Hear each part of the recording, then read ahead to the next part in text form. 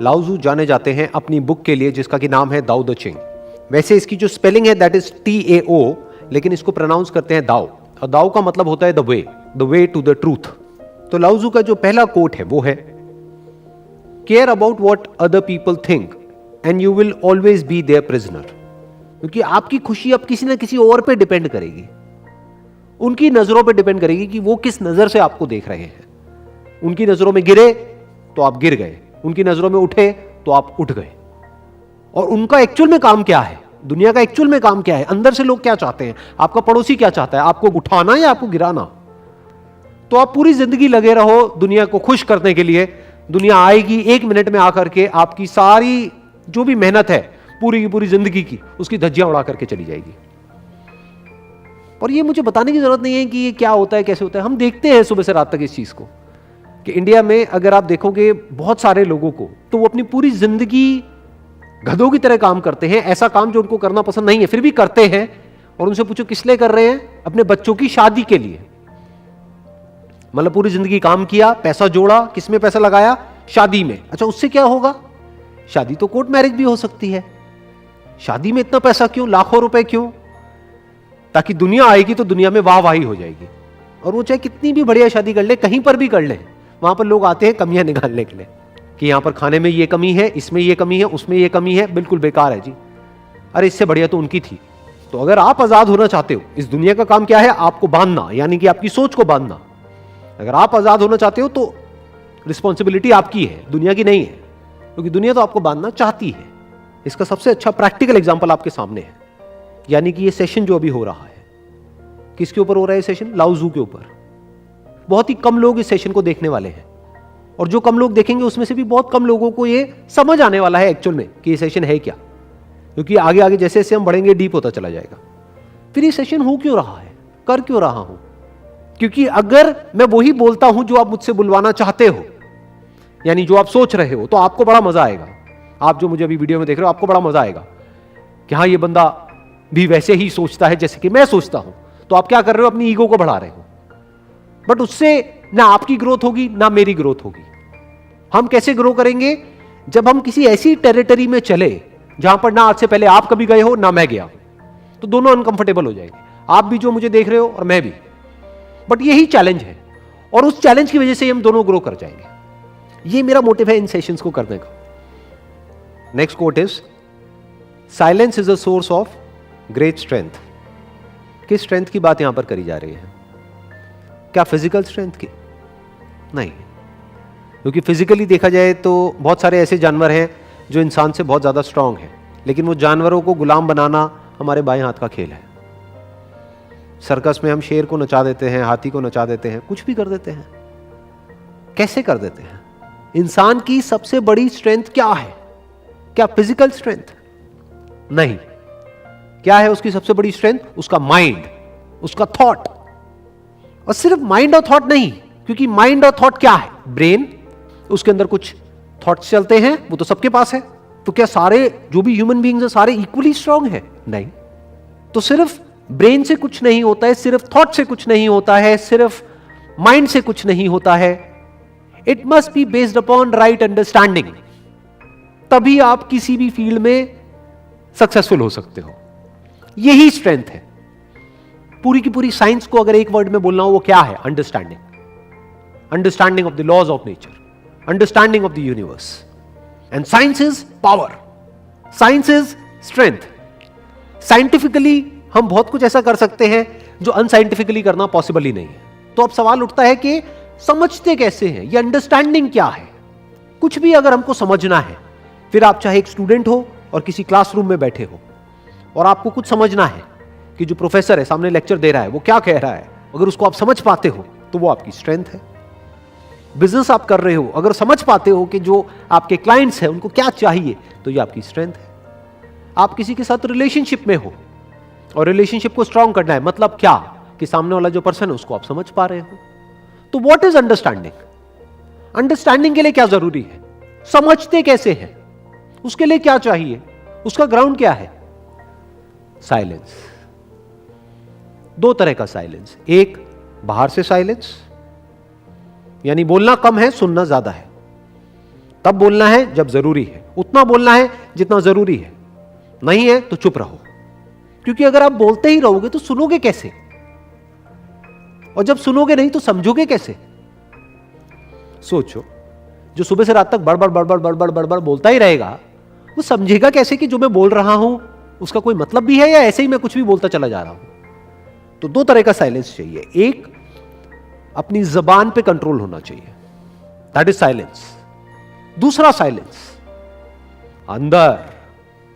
कभी ऑब्जर्व किया हम अपने अंदर ही अंदर कितना बोलते हैं सुबह से रात तक? उस बोलने को ही सोचना कहते हैं। अंदर चुप कैसे रहते हैं और बाहर चुप कैसे रहते हैं, अगर ये दोनों आपको आ जाए तो ये अपने आप में बहुत बड़ी पावर है। क्यों? क्योंकि अब आप समझने के लिए तैयार हो। अब आप कुछ भी समझ सकते हो, क्योंकि समझने के लिए देखना पड़ेगा, सुनना पड़ेगा बिना बोले। फॉर एग्जाम्पल, मैं कुछ बोल रहा हूं यहां से, अगर आप भी अपने अंदर ही अंदर बोलते चले जा रहे हो तो आप वो कैसे समझोगे या वो कैसे सुनोगे जो मैं बोल रहा हूं? आप तो बस अपने ही थॉट्स पे उलझे रह जाओगे।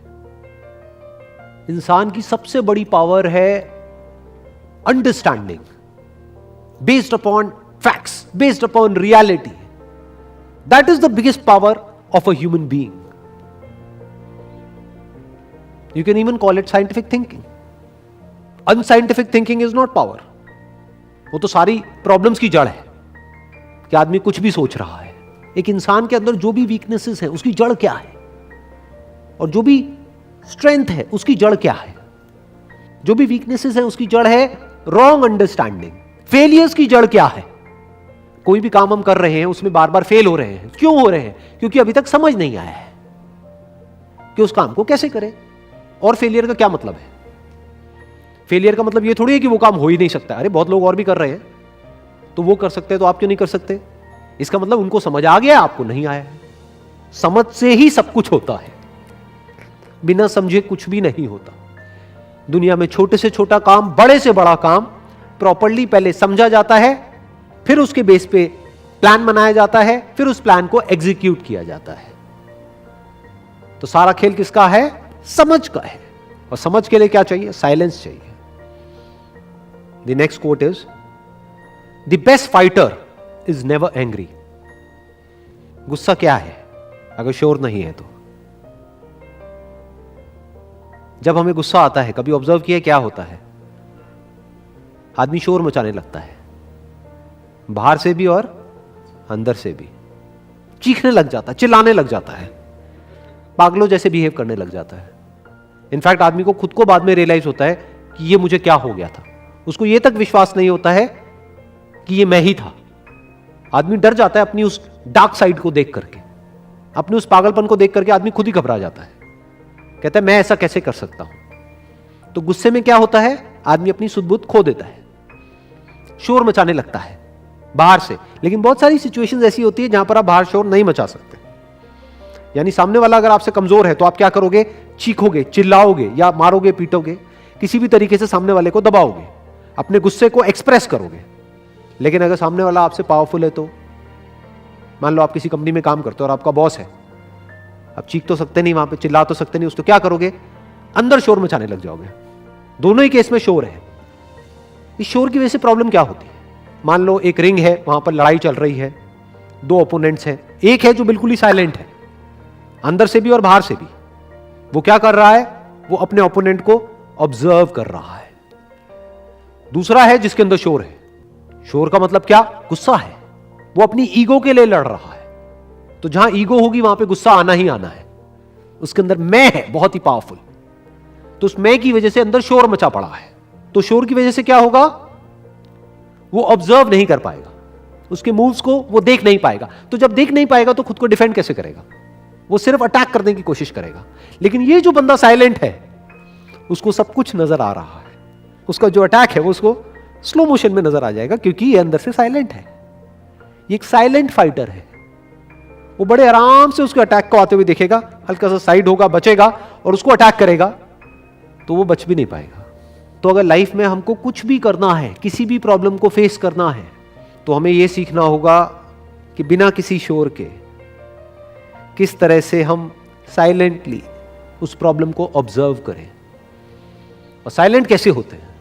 साइलेंट होते हैं जब हमारे अंदर जो मैं है उस मैं से हम फ्री हो जाते हैं। उस मैं की वजह से ही तो शोर होता है। जो गुस्सा है वो किस पे टिका है? मैं पे। गुस्सा किसको आता है? मुझको आता है। डर किसको लगता है? मुझको लगता है। लालच किसके अंदर है? मैं के अंदर है। तो अगर आप मैं से फ्री हो गए तब आप कुछ ऐसा देख सकते हो जो आपके बियॉन्ड है।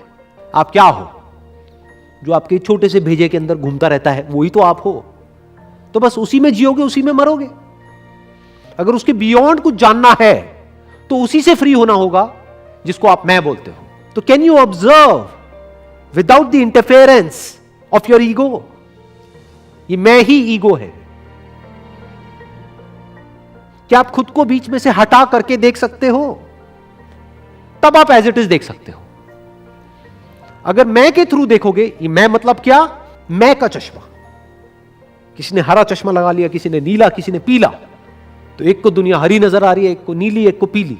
तो सबकी दुनिया अलग अलग है और वहीं पे आदमी जीता है, वहीं पे मरता है कि मेरे लिए दुनिया मतलब ये। एक्चुअल में तो कभी देखते ही नहीं है। पूरी जिंदगी निकल जाती है लेकिन देख नहीं पाते। तो साइलेंस का मतलब क्या है? मैं से फ्री होना। मैं से फ्री होने के बाद में क्या बचता है? शांति बचती है।